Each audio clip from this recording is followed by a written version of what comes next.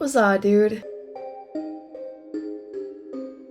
Hi guys, welcome back to my YouTube channel. So if you are unable to tell, I am still very sick. Well, I shouldn't say very sick. I'm pretty positive by tomorrow I will be like only 20% sick, and then by Thursday I will be 0% sick. That's what I'm hoping, but I still don't feel 1,000,000% fantastic.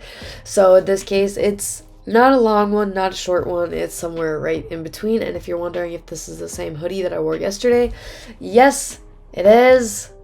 Unfortunately, it's my favorite one. And when I'm sick, I just want to be comfortable. So I'm wearing the same hoodie. So let's get into today's case. Gerald Earl Kavanaugh, 49 years old, who was an English-American immigrant, was found on January 24th, 1974, fully clothed, lying face up on Ocean Beach in San Francisco, totally stabbed to death.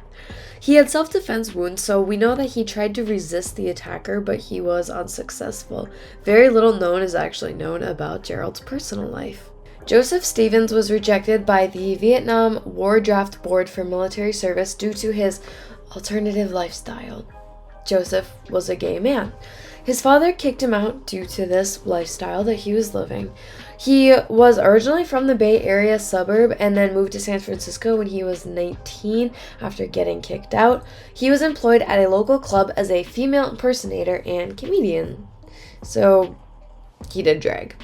In 1975, before going to an out-of-town gig in Boston, he went to a famous cabaret bar and never came back home. Joseph Stevens was found on June 25th, 1974, by a woman who was walking along Spreckles Lake in San Francisco. He was 27 at the time and passed away not long after his body was found. Police believe that he was killed at the lake, that he wasn't dropped off after he was killed or dumped like some killers do. Klaus Christman, 31 years old, German-American immigrant, was found, again by a woman, on July 7th, 1974. Like Gerald Kavanaugh, he was found at Ocean Beach in San Francisco. He had more stab wounds than Joseph Stevens did, including a slashed throat, which was slashed multiple times. Klaus was fully dressed when he was found. He was married and even had 2 children. When his body was searched, he had a makeup tube on him, which led the police to believe that he was possibly a closeted gay man. Warren Andrews, 52 years old, a lawyer for the U.S. Postal Service, was murdered in April 1975 in Land's End. It wasn't until January 2022 that Warren was even identified. You know, thanks to DNA and just people putting their DNA into the national database. Those kind of things definitely help just identify people, and it gives their family a little bit of closure. Frederick Cappan, 32 years old, was found on May 12, 1975, again in San Francisco, and like the other victims, he was stabbed to death with the lethal strike being to his aorta. Frederick was moved roughly 20 feet after he was murdered, and he was identified by his fingerprints. He had served in the U.S. Navy and earned medals while serving in the Vietnam War. They know that he was moved because it was on a beach and the sand was disturbed, like it was moved. So that's how they know that his body was moved. Don't know why. Gerald Goldberg, 66, was a Swedish-American immigrant who was found on June 4th, 1975, decomposing in Lincoln Park. His body had been decomposing for about 2 weeks. Gerald was considerably older than the rest of the victims. His underwear had been taken by his killer and his pants were unzipped, so I think we all kind of know what happened there.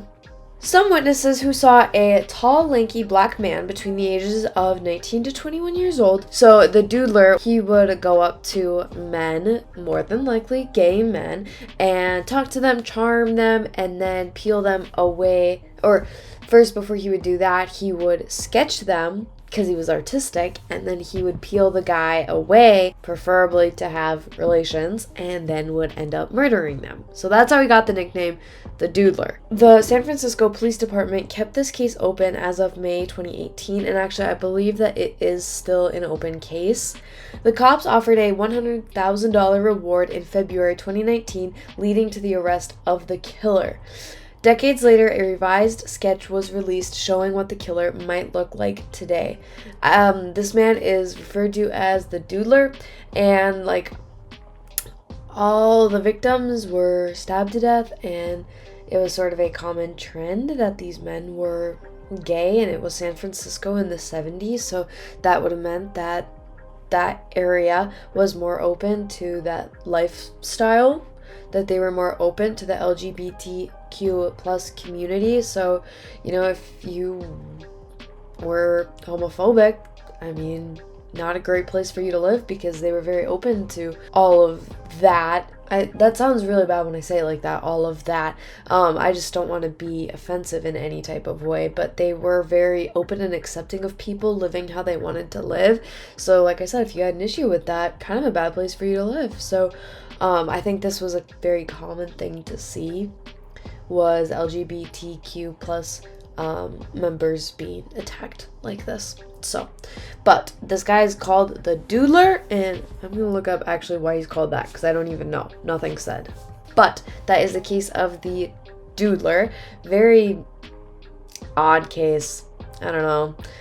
If you guys enjoyed this video, please be sure to give it a thumbs up down below. Don't forget to subscribe to my channel, and I will be back tomorrow with another True Crime Courier video. Bye, guys.